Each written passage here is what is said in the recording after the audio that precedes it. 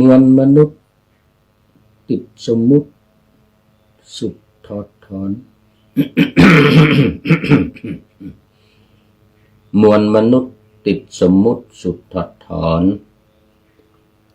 บัญญัติเรื่องซับซ้อนเช่นสูงต่ำมีมนุษย์เทวดาขาวกับด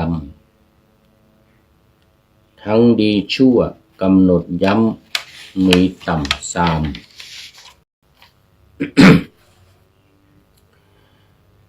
รักพวกหนึ่งชังฝ่ายหนึ่ง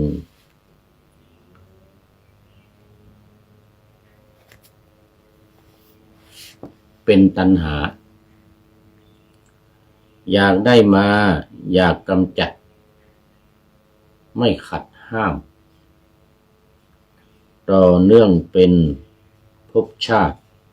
ตามนิยามเลิกสมมุติงดงามเป็นสัมมาเลิกแยกหญิงแยกชายไร้ยศชั้น เห็นเป็นคนเท่ากันไม่ถือสาเลิกสมมุติหยุดเราเขาหยุดนินทาสันติภาพจะกลับมาหรือเหมือนเดิมขอถวายความนอบน้อมแด่พระรัตนตรัยมีพระพุทธเจ้าเป็นต้นขอถวายความเคารพพระมหาเถระพระเถรานุเถระเจ้าคณะพระสังฆาธิการทั่วโลกมีพระเดชพระคุณพระธรรมเสนาบดีเจ้าคณะภาค7วัดพระธาตุดอยสุเทพเป็นต้นและขออำนวยพรแด่ท่านผู้ฟังท่านผู้ชมสาธุชนพุทธบริษัททั้งหลายวันนี้รายการพระไตรปิฎกลอยฟ้าก็ลอยมาจากวัดพระบรมธาตุดอยสุเทพ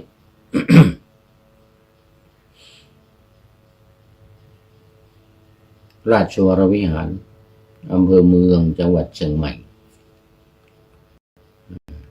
ถ้าเห็นหลังฉากสีเขียวๆนี่ก็ท่านผู้ชมคงจำกันได้วันนี้คือฉากหลังของวัดพระธาตุดอยสุเทพ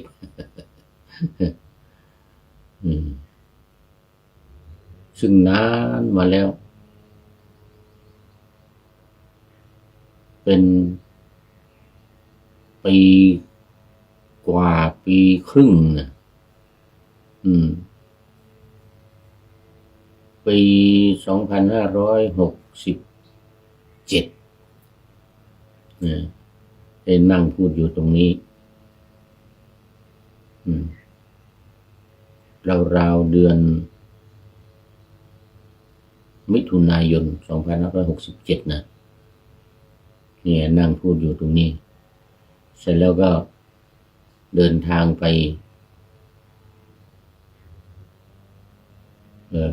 ทางยุโรปไปเยอรมันแล้วก็ไปอยู่ที่เอสโตเนียมา1 ปี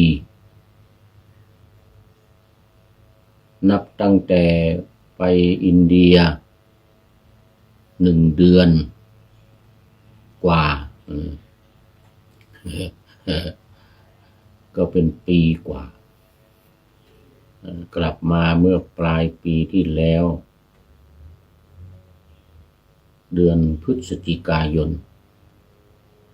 แต่ก็ไม่ได้มานั่งจัดอยู่ตรงนี้นู่นไปจัดที่ดอยสะพันยู ไปอบรมบาลี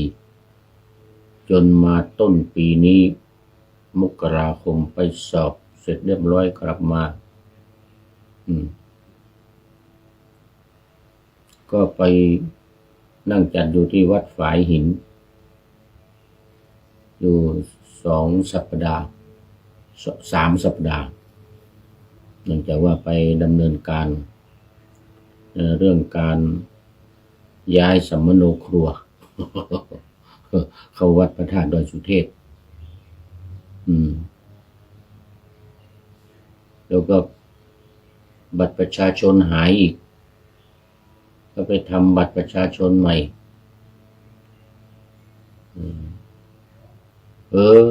ได้ไม่กี่วันเมื่อวานนี้หายอีกแล้ว หายในรถหรือตกไหนก็ไม่รู้เดินทางไปที่สำนักงาน AIS เนี่ยเมื่อวานเนี่ยที่เมย่าเนี่ยขึ้นไปชั้น3แล้วไม่รู้มันตกตรงไหนเนี่ยหายไปซะแล้วที่จะต้องไปทำใหม่แล้วเนี่ยเดี๋ยววันจันทร์นี่ต้องไปทำมันประชาชนใหม่อีกละหายดีเหลือเกินเมื่อวานนี่นะ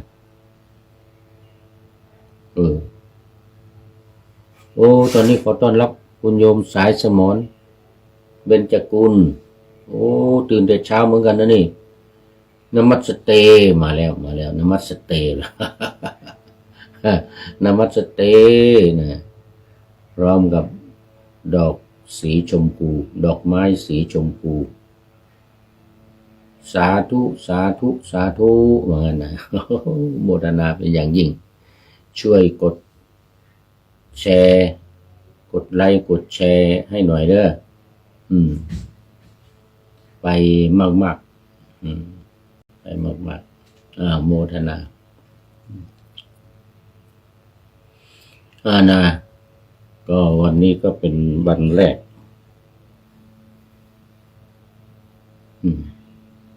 วันที่2เมื่อคืนที่ผ่านมาก็ทำไปรายการหนึ่ง3 รายการทำไป3 รายการ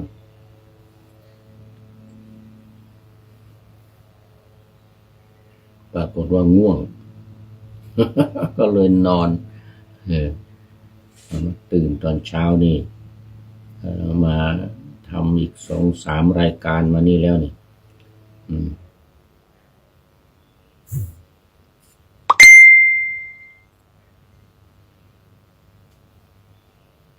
ต่อไปนี้ก็อยู่ที่วัดพระธาตุดอยสุเทพยกเว้นว่าจะไปธุระที่อื่นแต่ก็ไม่มีธุระอะไรแล้วตอนนี้ทำเสร็จหมดแล้วทำพาสปอร์ตใหม่ก็เสร็จแล้วรอแต่เล่มในภายในเดือนนี้ได้แน่นอนปลายเดือนกุมภานี่นะเสร็จแล้วเดือนมีนาจึงจะเดินทางไปประเทศอินเดียไปทำวีซ่า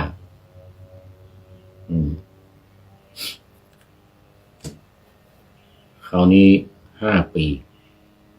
ต้องไปทำวีซ่าไป5 ปีก็จะเปลี่ยนหลังฉากอย่างนี้ จากสีเขียวๆนี่ก็ไปเป็นที่อื่น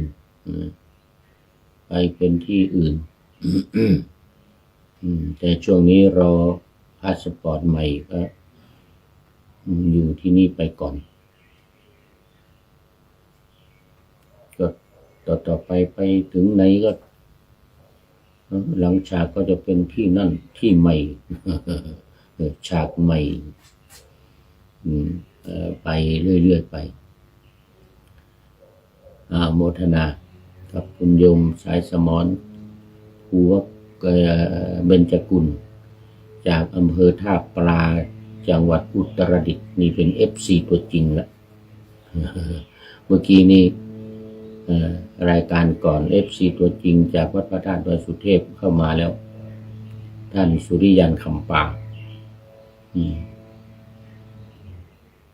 เป็น FC ตัวจริงท่านแรก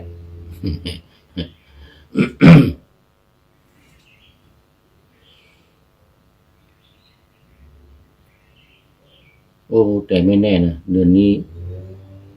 วันที่14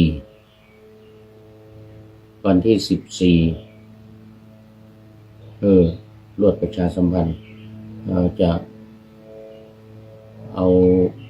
บำเพ็ญกุศลศพของอาจารย์พระมหาวิษณุจารุธรรมโมอดีตเจ้าอาวาสวัดเจ็ดลิน14 ถึง 18 4 ถึง 18คืน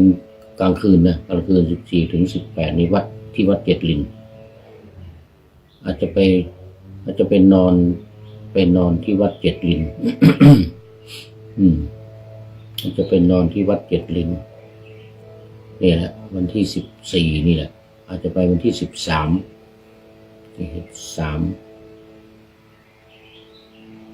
อยู่วัดเจ็ดลินถึงวันที่18แล้วก็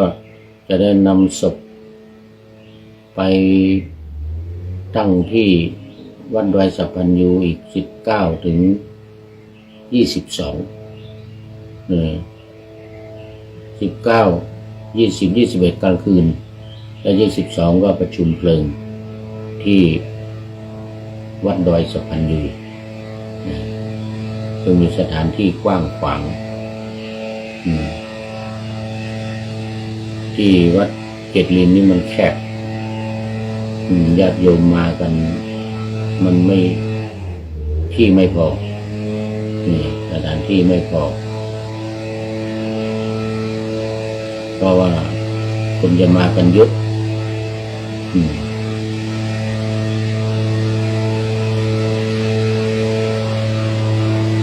ดังนั้นก็ในโอกาสนี้ประชาสัมพันธ์การบำเพ็ญกุศลทักษิณานุปทานถวายแก่ท่านอาจารย์พระมหาวิษณุจารุธรรมโมวัดเจ็ดลิน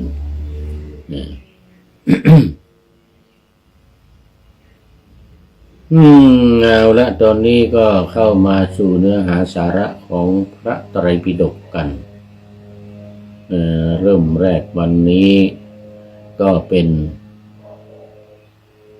ขึ้นนิกายใหม่แล้ววันนี้นิกายเก่าไม่ใช่นิกายเก่านิกายที่4นะนิกายที่4คือสังยุตตนิกายจบไปแล้วก็วันนี้เป็นอังคุตตรนิกายนะพระไตรปิฎกเล่มที่20หน้าที่1หน้าที่1บรรทัดที่1ถึงบรรทัดที่19เราจะเริ่มอังคุตตรนิกายแล้วอังคุตตรนิกายซึ่งมีอยู่5เล่มจะเป็นเล่มที่20ถึงเล่มที่24นะเล่มที่20ถึงเล่มที่24อังคุตตรนิกายนั่นเล่มเรื่องแรกหน้าแรกนี่ก็เป็น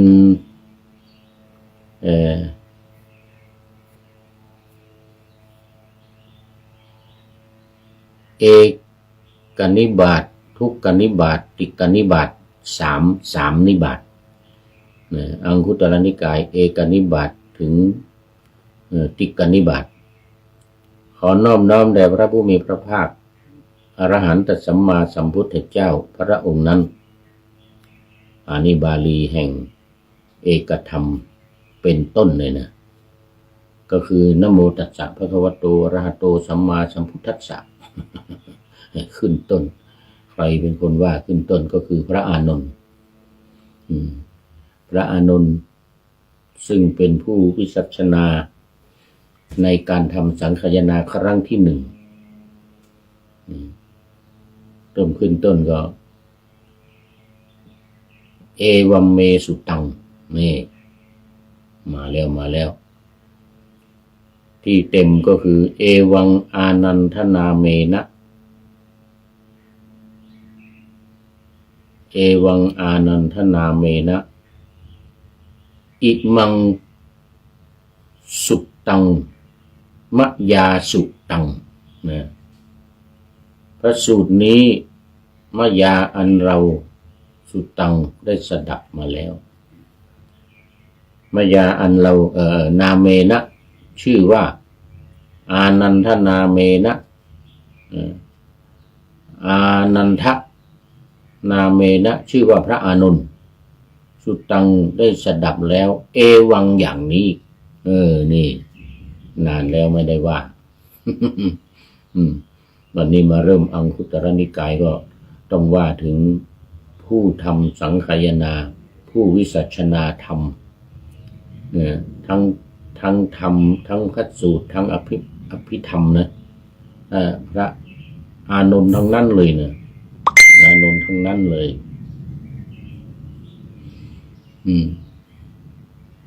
จะว่าไปก็เป็นพระอัฏฐกถาจารย์รูปแรกต่อจากพระพุทธเจ้านะพระพุทธเจ้าทรงเป็นผู้ตรัสพระธรรมเทศนาในที่ต่างๆคราวนี้พระอานนท์ก็เป็นอัฏฐกถาจารย์รูปแรกที่นำเอาพุทธดำรัสธรรมะที่พระพุทธองค์ตรัสเป็นพระสูตรเป็นพระอภิธรรมเนี่ยในที่ต่างๆมาแสดงหรือมาตอบปัญหาตอบคำถามเรียกว่าเป็นฝ่ายวิสัชนาในการทำสังคายนา ครั้งที่หนึ่งที่เวภาระบรรพตภูเขาชื่อเวภาระเชิงเขาจะมีทานน้ำร้อนเขาเรียกว่าตะโปธารามตะโปธารามตะโปทะว่าน้ำร้อนอยู่เชิงเขาเวภาระบรรพตเมืองราชคฤห์ปัจจุบันนี้ก็ยังเหมือนเดิมยังมีน้ำไหลออกมาจากภูเขาเวภาระนั่นแหละแล้วก็ยังร้อนอยู่เหมือนเดิมเป็นตะโปธารามอยู่เหมือนเดิมพุทธบริษัทจากทั่วโลกมาประเทศอินเดียก็ต้องมาที่นี้ไม่มาไม่ได้เพราะเป็นสถานที่สำคัญในการประดิษฐานพระพุทธศาสนาแห่งแรกที่แรกหลังจากตรัสรู้ในแคว้นเดียวกันนี่แหละแคว้นมคธนี่แหละในแคว้นมคธแต่ตรัสรู้ที่พุทธคยาออกจากนอกเมืองราชคฤห์นี้ไปทางทิศตะวันตกเฉียงใต้ทางทิศตะวันตกนั่นแหละตกเฉียงใต้ประมาณ50 กิโลเมตรจากเมืองราชคฤห์นี้ไปพระองค์ตรัสรู้ในแคว้นเดียวกันแคว้นมคธนี่แหละคราวนี้ก็มาพอปรินิพพานไปได้3 เดือนพระมหากัสสปะก็ได้ปรารภในการที่จะทำการสังคายนาธรรมะและวินัยธรรมะและวินัยทั้งหมดนั่นแหละทั้งพระสูตรทั้งพระอภิธรรมทั้ง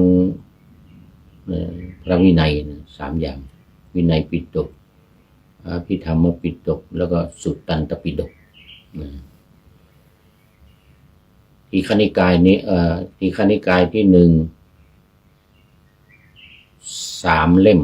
เล่มที่9ถึงเล่มที่12มัชฌิมนิกายนิกายที่3 เล่มเล่มที่เมื่อกี้เล่มที่11ดิ9 10 11เล่มที่12ถึง14เป็นมัชฌิมนิกายแล้วก็ที่3สังยุตตนิกายเล่มที่15ถึง19แต่ที่ว่าที่ผ่านมานี่นะที่จบไปแล้วเนี่ย15ถึง19ต่อไปอังคุตรนิกายเล่มที่20ถึง24 5 เล่มเหมือนกันเท่ากับสังยุตตนิกาย5 เล่มถึง24แล้วเล่มที่25ถึง 33ก็เป็นขุททกนิกายได้นำเสนอขุททกนิกายไปแล้วบางส่วนที่ผ่านมาเนี่ยแล้วก็เล่มที่25บางส่วนในส่วนของอรรถกถาพระวินัยแล้วก็เล่มที่26ในส่วนของวิมานวัตถุเปตวัตถุเถรคาถาเทรีคาถาอันนั้นนำเสนออยู่ใน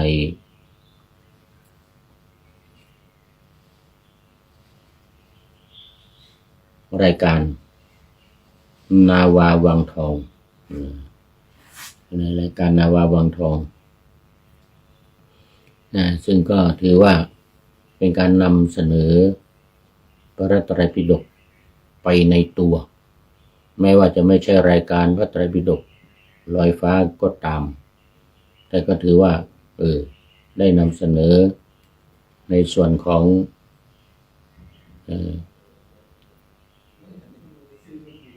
พระสูตรเล่มที่26พระไตรปิฎกเล่มที่26และ25เนื่องจากว่ามันอยู่ในหลักสูตรของปริยนธรรม6ประโยคที่ผู้พูดไปอบรมมาก็จึงนำมาเสนอในรายการ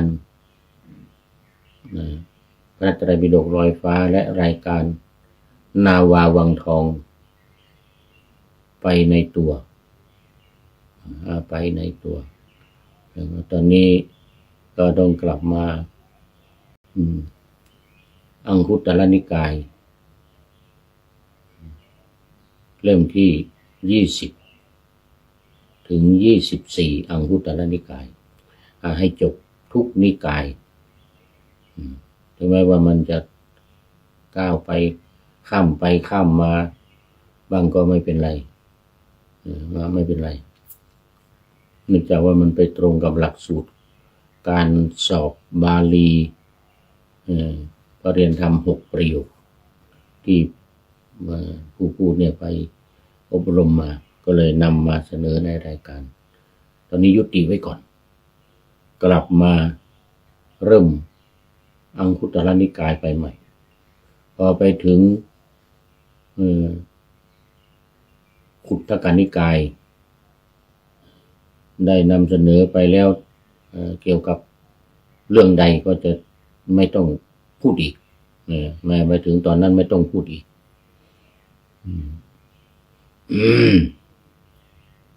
เอาละมาตอนนี้มาอังคุตรนิกายเล่มที่20เล่มที่20ใจความวันนี้ข้าพเจ้าได้สดับมาแล้วอย่างนี้ท่านพระอานนท์เหมือนที่บาทคาถาพระบาลีจริงที่ได้กล่าวไปแล้วเอวังอานันทนาเมนะ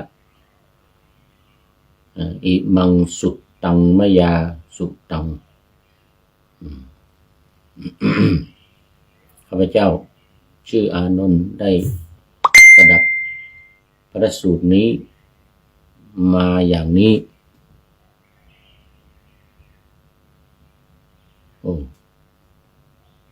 เมื่อกี้มีไม่ทราบว่าเสียงอะไร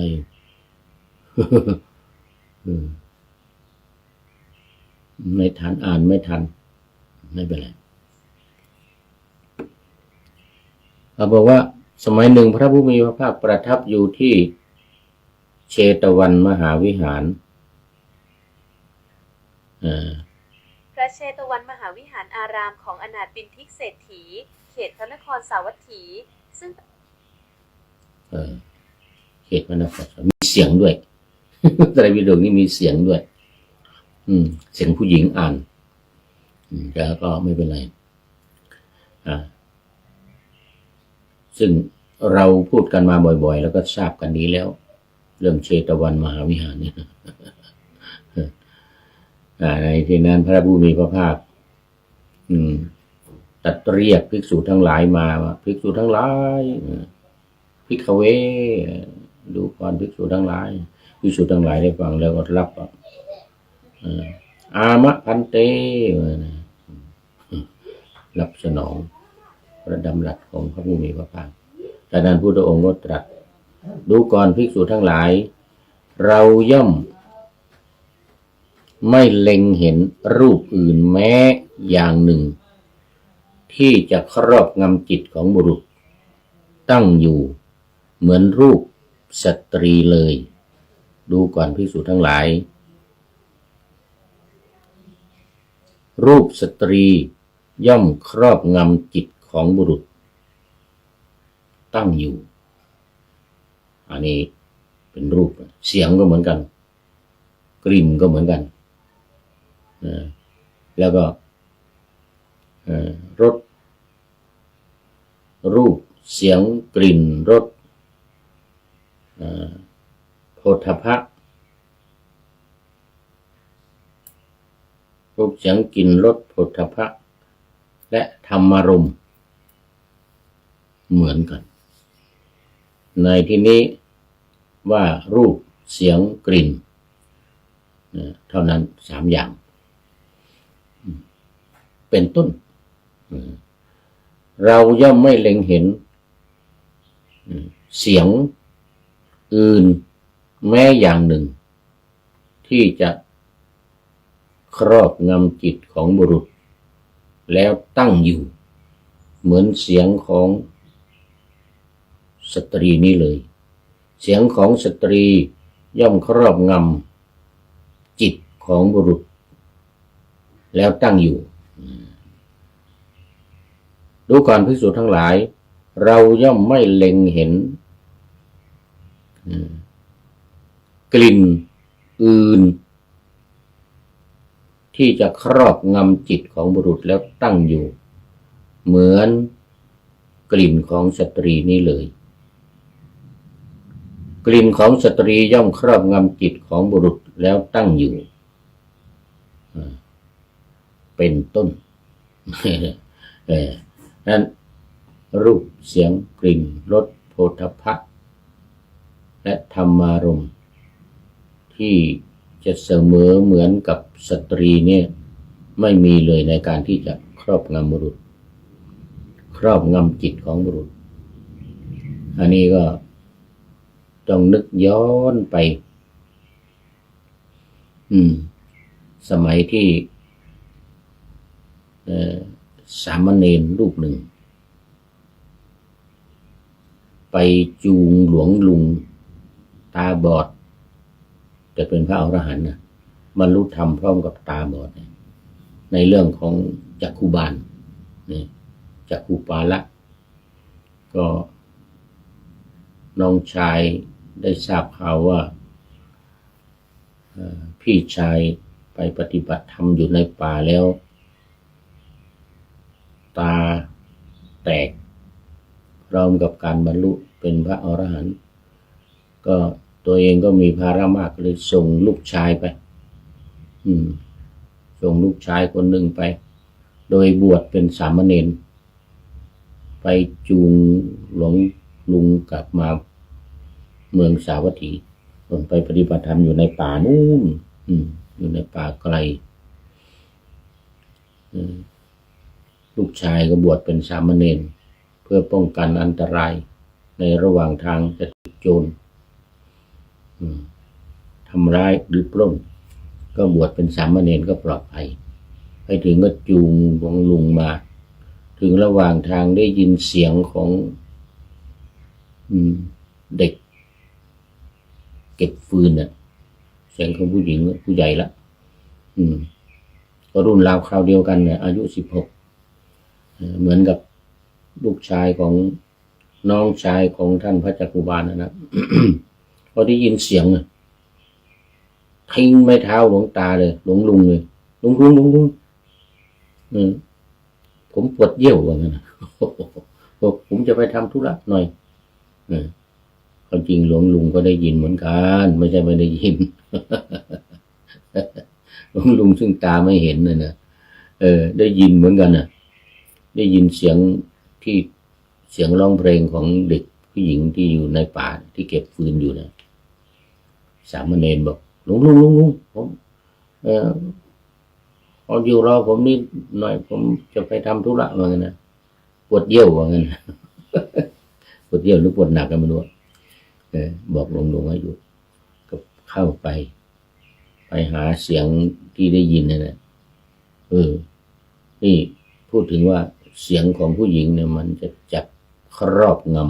ำจิตของบุรุษแล้วตั้งอยู่เนี่ยเหมือนกับที่พระพุทธองค์ตรัสเนี่ยอิทธิสัทโธวิยะหิอัญโยสัทโธปุริสานังเป็นต้นเลยนะนั่นแปลว่าเราไม่พิจารณาเห็นเสียงอื่นแม้อย่างหนึ่งที่จะจับจิตบุรุษแล้วตั้งอยู่เหมือนเสียงหญิงนี้เลยเนี่ยที่พระอานนท์นำมาตอบคำถามใน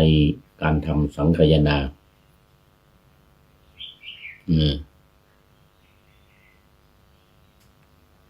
ตอบคำถามในการทำสังคายนาเนี่ย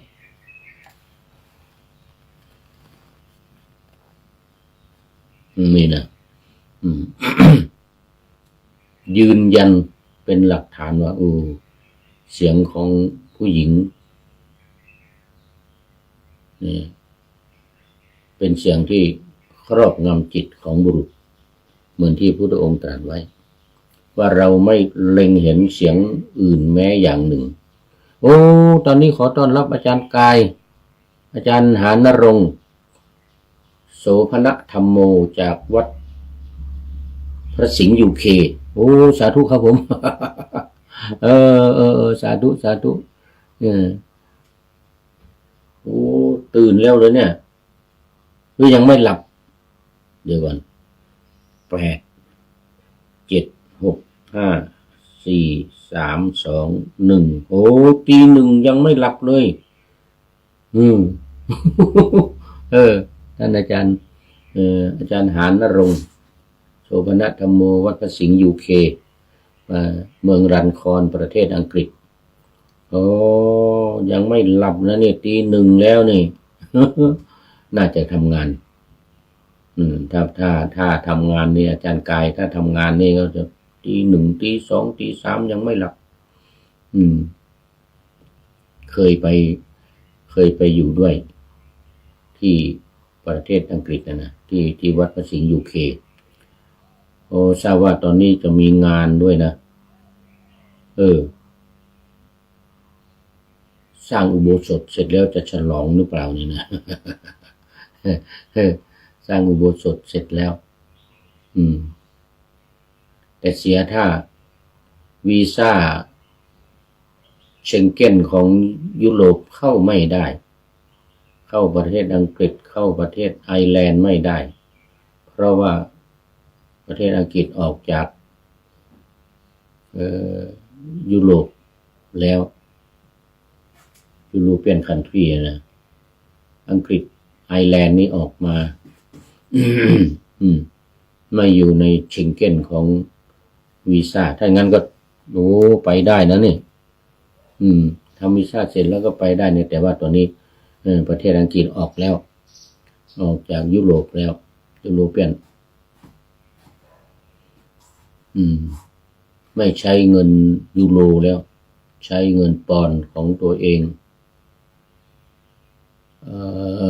ประเทศไอร์แลนด์ก็ใช้เงินไอร์แลนด์ใช้เงินปอนด์นี่เงินยูโรนี่ไอร์แลนด์ใช้เงินยูโรอยู่ไอร์แลนด์นี่นะเคยไปอยู่ประเทศไอร์แลนด์มา1 ปีใช้เงินยูโรเหมือนในยุโรปแต่ว่าเชงเก้นวีซ่าเชงเก้นเข้าไม่ได้เหมือนกันต้องขอวีซ่าใหม่เหมือนกับประเทศอังกฤษขอบคุณมากอาจารย์หานรงค์ได้พาสปอร์ตหนังสือเดินทาง10 ปีต่อวีซ่าอยู่ที่ประเทศอังกฤษนี่10 ปีโอ้สบายเลยไปทำหนังสือเดินทางหนึ่งเดียวในโลกที่ได้10 ปีสาธุสาธุนี่ผมทำใหม่ก็ได้5 ปีเพิ่งอัญเชิญพระสิงห์หราชมงคลหราชมงคลบพิตรเข้าประดิษฐานในอุโบสถครับโอ้สาธุโอ้สาธุสาธุพระสิงห์เนี่ยเดี๋ยวพระสิงหราชมงคลบพิตรเข้าประดิษฐานในอุโบสถใหม่โอ้สาธุสาธุเดี๋ยวจะต้องไปฉลองจะต้องไปฉลอง จะต้องไปฉลองเดี๋ยววันฉลองบอกด้วยประกาศประชาสัมพันธ์จะได้ไปร่วมฉลองอุโบสถใหม่แล้วก็พระสิงหราชมงคลบพิตรด้วยนะ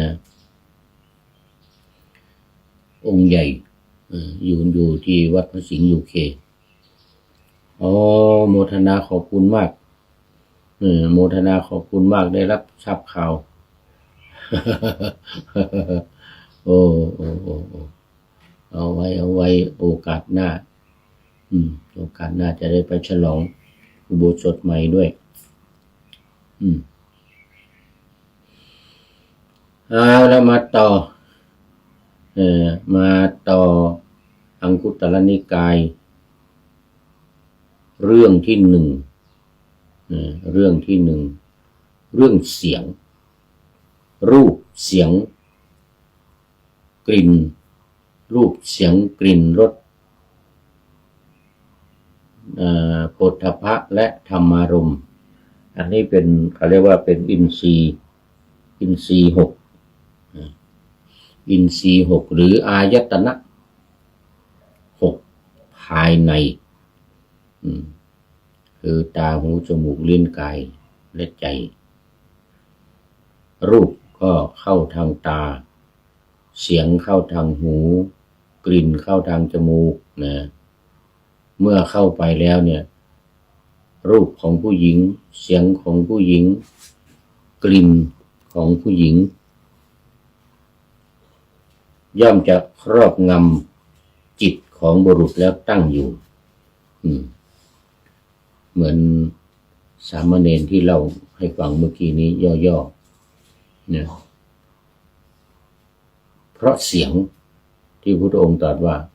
อิทธิสัทโธวิยหิอัญโยสัทโธปุริสานังเป็นต้นเนี่ยนะเราไม่ได้พิจารณาเราไม่เล็งเห็นเสียงอื่นแม้อย่างหนึ่งที่จะจับจิตของบุรุษแล้วตั้งอยู่เหมือนเสียงของสตรีเป็นต้นจึงก็มีกลิ่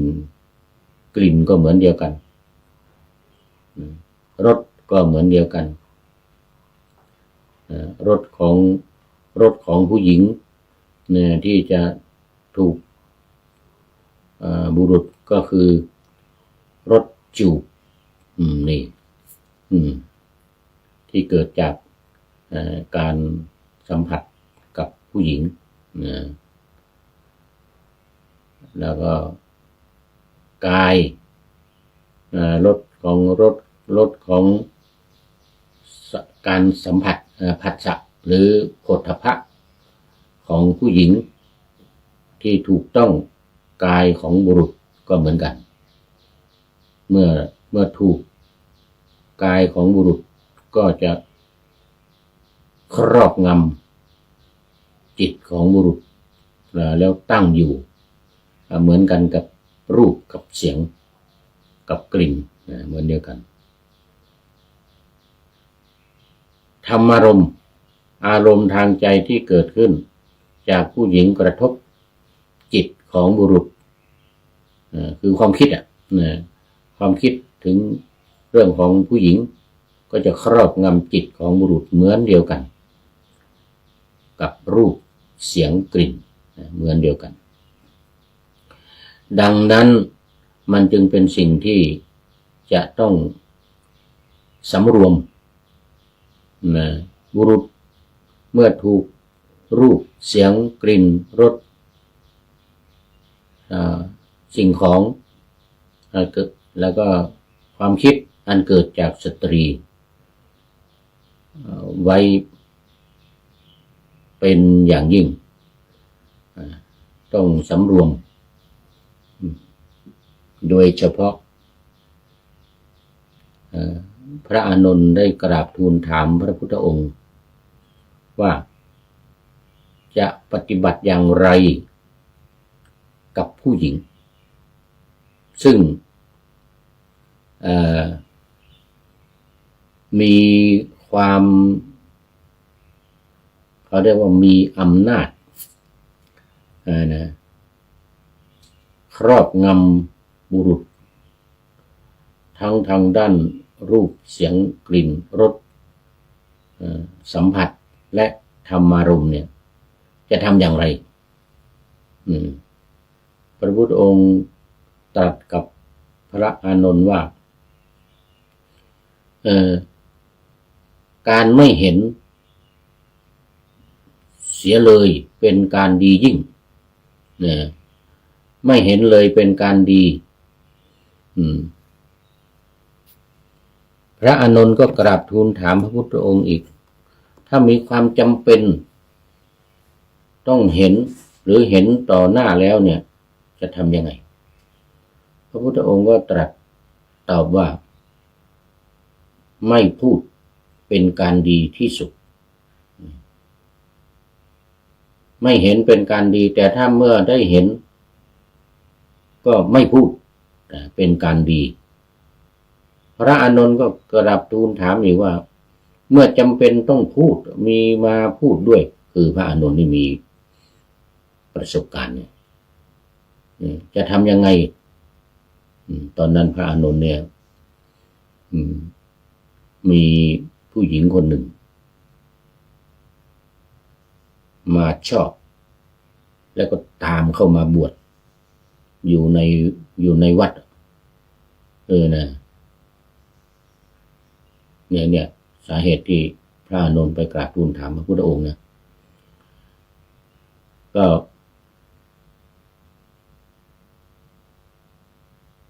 พระอานนท์เนี่ย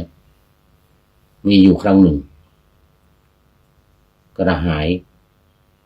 อยากจะดื่มน้ำก็ไปขอน้ำดื่มเอาบาตรเนี่ยไปขอน้ำดื่มกับผู้หญิงคนหนึ่งซึ่งผู้หญิงคนนั้นบอกว่าโอ้ไม่ได้ไม่มาใกล้ไม่ได้นะวันนั้นดิฉันเนี่ยเป็นคนชั้นต่ำเป็นสูตรเป็นคนเป็นลูกของวรรณะสูตรพระอานนท์นี่เป็นวรรณกษัตริย์โอ้ไม่ได้อย่าเข้ามาเหมือนกันนะดิฉันเนี่ยเป็นผู้หญิงคนละวรรณะคนละชั้นกับท่านเหมือนกันนะท่านเป็นกษัตริย์เนี่ยถึงแม้จะออกบวชแล้วก็ตามเหมือนกันนะก็ยังเป็นอยู่ในวรรณกษัตริย์อยู่เหมือนกันนะฉันเนี่ยเป็นชั้นต่ำชั้นสูตรชั้นคนงานกรรมกรแบกหามเหมือนกันนะพระอานนท์ก็บอกว่าโอ้ตอนนี้เราบวชเป็นพระแล้วในพระพุทธศาสนาไม่มีแล้วไม่ถือเรื่องวรรณะแล้วว่างั้นนะไม่ว่าจะเป็นวรรณะไหนก็พูดคุยกันได้อยู่ด้วยกันได้ว่างั้นนะไม่ยึดถือแล้วไม่ถือเรื่องวรรณะแล้วว่างั้นนะนางก็ดีใจโอ้ดีใจจริงๆที่พระอานนท์บอกว่าไม่ถือชั้นวรรณะแล้วแสดงว่าเราก็อยู่ใกล้ได้พูดได้คุยกันได้นางก็ดีใจเป็นอย่างยิ่งก็รับบาตรของพระอานนท์มารับบาตรพระอานนท์มาก็รองน้ำใสสะอาดถวายพระอานนท์ แล้วนางก็พูดคุยถามพระอานนท์ก็เรียกว่ารักพระอานนท์เนี่ยชอบพระอานนท์นี่รูปหล่อเนี่ยพระอานนท์นี่รูปหล่อมากก็ถามพระอานนท์พระอานนท์ก็บอกว่าโอ้ไม่ได้ว่างั้นนะเพราะว่าเราเนี่ยบวชแล้วเป็นพระแล้วเรานี่บวชแล้วเป็นพระแล้วเรื่องของผู้หญิงเรื่องของกามคุณทั้งหลายเนี่ยพระพุทธองค์ตรัสห้ามไม่ให้เกี่ยวข้องด้วยนะแต่นี่ก็หายน้ำจึงมาขอน้ำดื่มเท่านั้นเองไม่เกี่ยวกับเรื่องของความรักความใคร่เรื่องของผู้หญิงอย่างนี้นะจากนั้นพระอานนท์ก็จากมานางก็ยังไม่ลดละความพยายามในการที่จะจีบพระอานนท์เอามาเป็นคู่ครองก็เลยไปบวชในสำนักภิกษุณีในวัดเชตวันนั่นแหละ ในบวชในสำนักภิกษุณีคอยตามหาพระอานนท์พระอานนท์ไปไหนก็จะตามไปพูดไปคุยด้วยตามไปจีบพระอานนท์พระอานนท์ก็ยังไม่ได้เป็นพระอานนท์เป็นโสดาบัน พระอานนท์เป็นโสดาบันนะแต่ว่ายังไม่ถึงสกทาคามีไม่ถึงอนาคามียังมีกิเลสมีราคะมีโทสะโมหะเต็มที่ไม่เบาบางด้วยมีราคะโทสะโมหะเต็มที่ก็เลยไปปรึกษาพระพุทธเจ้าไปกราบทูลพระพุทธเจ้าว่าควรจะทำยังไงเนี่ยพุทธองค์ก็ตรัสว่าไม่เห็นเป็นการดีถ้าเห็นแล้วไม่พูดเป็นการดีถ้าจำเป็นต้องพูดจะทำยังไงนี่พุทธองค์ก็ตรัสว่าต้องควบคุมจิตนะต้องสำรวมจิตอย่าให้ไปหลงหรือไปติดไปชอบผู้หญิงนั้นคือเสียงน่ะสำคัญอยู่แล้วนะคือไม่อยากจะให้ฟังอยู่แล้วคือไม่ให้พูดด้วยนะแต่ว่ามันมีความจำเป็นต้องพูดจะต้องสำรวมจิตพระอานนท์ก็ตามที่พระพุทธองค์ทรงแนะนำผู้หญิงคนนั้นก็ไปบวชเป็นภิกษุณีคอยตามคอยถามพระอานนท์มีอยู่วันหนึ่งพระอานนท์ก็ถามว่าเธอชอบอะไรผู้หญิงก็ตอบว่าชอบจมูกชอบปากชอบตาชอบเนี่ยใบหน้าของท่านนี่รอดีว่างั้น รอดีพระอานนท์ถามพระพุทธเจ้าไปแล้ววิธีการเนี่ยนะก็เลยถามผู้หญิงภิกษุณีนะว่าจมูกก็มีแต่ขี้ตาก็มีแต่ขี้ตาจมูกก็มีขี้ดัง ขี้จมูกนะปากเนอะฟันนี่ก็มีแต่ขี้เขี้ยวว่างั้นนะมีแต่ขี้ฟันหูก็มีแต่ขี้หูว่างั้นนะจะไปสวยงามอะไรนางได้ยินพระอานนท์พูดอย่างนั้นก็ไปนอนไม่กินข้าวกินปลาคิดถึงพระอานนท์ก็ให้เพื่อนภิกษุณีไปบอกพระอานนท์อีกบอกว่าภิกษุณี รูปนั้นน่ะไม่กินข้าวกินปลาแล้วอดข้าวอดน้ำจะตายแล้วนะไปบอกพระอานนท์พระอานนท์ก็สำรวมอย่างเดิมไม่ตกลงด้วยไม่ตกลงนางก็อดข้าวอดน้ำอยู่ในกุฏิอดข้าวอดน้ำอยู่ในกุฏิพระอานนท์ก็สงสารกันสงสารว่าโอ้นางอุตส่าห์เข้ามาบวชตอนแรกก็อุตส่าห์ถวายน้ำแล้วก็บวชแล้วเข้ามาบวชติดตามนี่นะแต่ก็อาศัยกลอุบายนโยบายที่พระพุทธเจ้าได้ตรัสก็เลยไม่ตกลงโอ้ดูไปดูมาหมดเวลาโอ้ยหมดเวลาพอดีเลยนี่วันนี้หมดเวลาเอาแค่นี้ก่อนวันนี้ได้หนึ่งสูตรหนึ่งสูตรหนึ่งหัวข้ออังคุตตรนิกายเอกนิบาตทุกกนิบาตติกนิบาตนี่นะเรื่องอายตนะภายในตาหูจมูกลิ้นกายใจต้องสำรวมทางตาอย่าให้เห็นเป็นการดีสำรวมทางหูอย่าได้ยินเสียงเป็นการดีสำรวมทางจมูกอย่าให้ได้กลิ่นเป็นการดีรสสิ่งของสัมผัสกายและความคิดสัมผัสทางใจก็อย่าให้มีเป็นการดีถ้ามีเกิดขึ้นก็ต้องสำรวมจิตอย่างว่าวันนี้เอาไว้แค่นี้ก่อนอาจารย์กายหานรงค์เป็นท่านสุดท้ายเข้ามาสู่รายการในวันนี้เข้าสู่เส้นชัยของรายการขอขอบคุณเป็นอย่างยิ่งแล้วก็ท่านอื่นๆที่เข้ามาแล้วผ่านไปแล้วก็ขอโมทนาด้วยวันนี้มีข้อคิดท้ายรายการจากผู้ใช้นามปากกาว่าพิสิทธิ์ศรีวิไลพิสิทธิ์ศรีวิไลนี้นำบทประพันธ์มาเป็นข้อคิดท้ายรายการหลายรายการแล้ว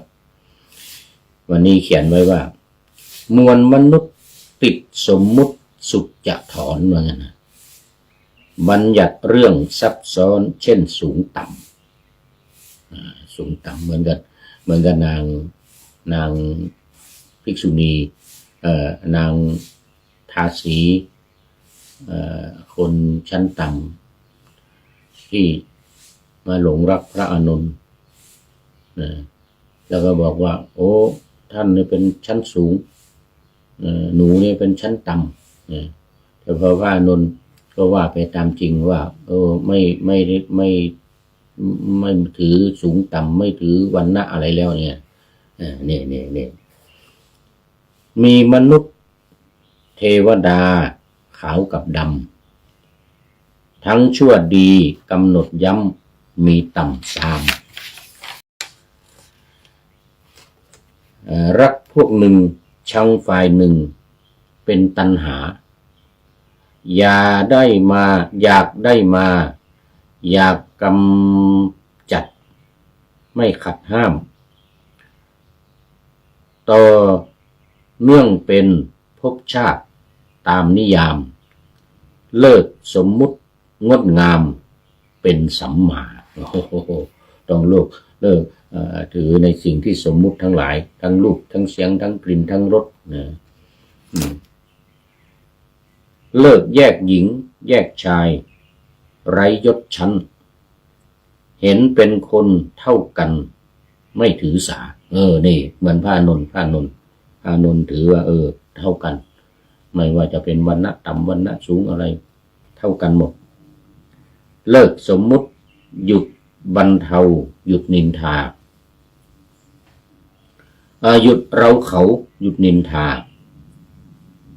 สันติภาพจะกลับมาเหมือนดังเดิม จะเกิดสันติภาพเกิดความสุขขึ้นมาได้ถ้าหากว่าไม่ยึดไม่ถือระบบชั้นวรรณะไม่ถือต่ำถือสูงถือขาวถือดำถือต่ำถือสูงถือขาวถือดำก็จะเกิดสันติสุขสันติภาพจะกลับมาสู่โลกเหล่านี้เหมือนเดิมขอบคุณพิสิทธิ์คุณพิสิทธิ์ศิวิไลไว้ณที่นี้เป็นอย่างยิ่งเป็นข้อคิดท้ายรายการในวันนี้ ขอนำพระไตรปิฎกลอยฟ้าไปจากผู้ฟังทั้งหลายในโลกล่าวันต่อไปจะได้จรย้อนกลับมาสู่สถานีใหม่ให้ท่านฟังอย่าลืมเปิดวิทยุหรือเครื่องรับโทรศัพท์โมบายคอมพิวเตอร์ผัง YouTube เฟซเพจไลน์ให้ดังๆเพื่อชมฟังรายการวันต่อไปขอทุกท่านมีความสุขทุกคืนวันนำธรรมะประกอบการงานทั้งหลายเช่นขยันทำงานทางวาจากายใจขวนขวายกิจการงานนานาบำเพ็ญสาธารณประโยชน์เว้นสิ่งที่มีโทษโหดเยี่ยงสาประกอบแต่กรรมดีมีราคาแสวงหาเงินทองครองใจคนตอนนี้ขอต้อนรับคุณโยมทองแท้ทองเก๊ ไม่ลอกไม่ดำจำนำไม่ได้นี่เป็นท่านสุดท้ายจริงๆในรายการวันนี้หมดเวลาแล้วขอโมทนาเป็นอย่างยิ่งงานธรรมะประกอบการงานทั้งหลายบำเพ็ญครองใจคนเสียสละพละทรัพย์นับมากน้อยไม่ให้ล้านก็ให้ร้อยไม่ด้อยผลเอื้อคนรวยช่วยคนยากฝากคนจนให้ทุกคนเท่ากันมาตรฐานเดียวขอเจริญพร